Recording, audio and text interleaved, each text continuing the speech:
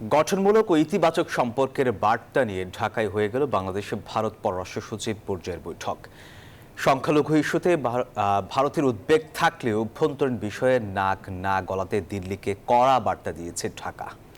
বৈঠক অন্তর্বর্তী সরকারের সঙ্গে ঘনিষ্ঠভাবে কাজ করার আগ্রহ প্রকাশ করেছে ভারত। অন্যদিকে পতিত সরকার প্রধান শেখ হাসিনার বক্তব্য ভারতের নজরে এনেছে বাংলাদেশ। ঢাকা দিল্লির দ্বিপাক্ষিক সম্পর্কে চরম টানাপোড়েনের মধ্যেই বাংলাদেশের মাটিতে পা রাখেন ভারতের পররাষ্ট্র সচিব বিক্রম মিসরি। বিমানবন্দর থেকে রাষ্ট্রীয় অতিথি ভবন পদ্মায় আসেন, যোগ দেন দুই দেশের পররাষ্ট্র সচিব পর্যায়ের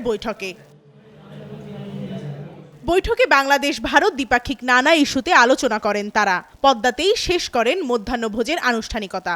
সেখান থেকে পররাষ্ট্র মন্ত্রণালয়ে যান ভারতের পররাষ্ট্র সচিব, বৈঠক করেন বাংলাদেশের পররাষ্ট্র উপদেষ্টার সঙ্গে।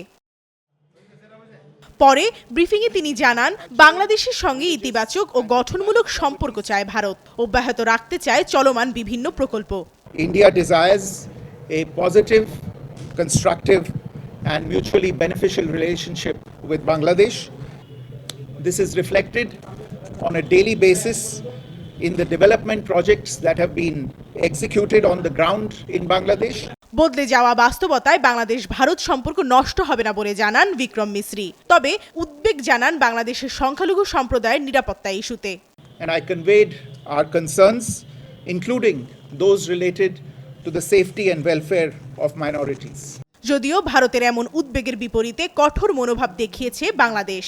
সাফ জানিয়েছে, কোনো সংখ্যালঘু নিরাপত্তাহীন না বাংলাদেশে, বরং বাংলাদেশের বিভিন্ন ইস্যুতে ধারাবাহিকভাবে প্রোপাগান্ডা চালিয়ে যাচ্ছে ভারতীয় গণমাধ্যম। বাংলাদেশে বসবাসরত সব ধর্ম নির্বিশেষে স্বাধীনভাবে সব মানুষ ধর্মচর্চা করে আসছে এবং এ বিষয়ে কোনো ধরনের বিভ্রান্তি এবং অপপ্রচারের সুযোগ নেই। বাংলাদেশের অভ্যন্তরীণ বিষয় নাক না গলাতে দিল্লিকে পরিষ্কার বার্তা দেওয়া হয়েছে বলে জানান পররাষ্ট্র সচিব মোহাম্মদ জসিমউদ্দিন। নজরে আনা হয়েছে ভারতে অবস্থান করা শেখ হাসিনার বক্তব্য সম্পর্কে।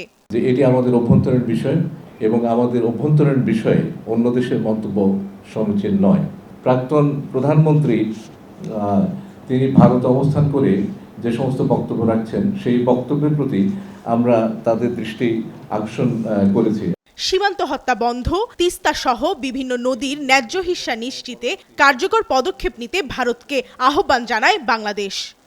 প্রতিবেশী দেশ হিসেবে দুই দেশের সাথে দুই দেশের সম্পর্ক থাকবে বন্ধুত্বপূর্ণ, এমনটাই প্রত্যাশা সবার।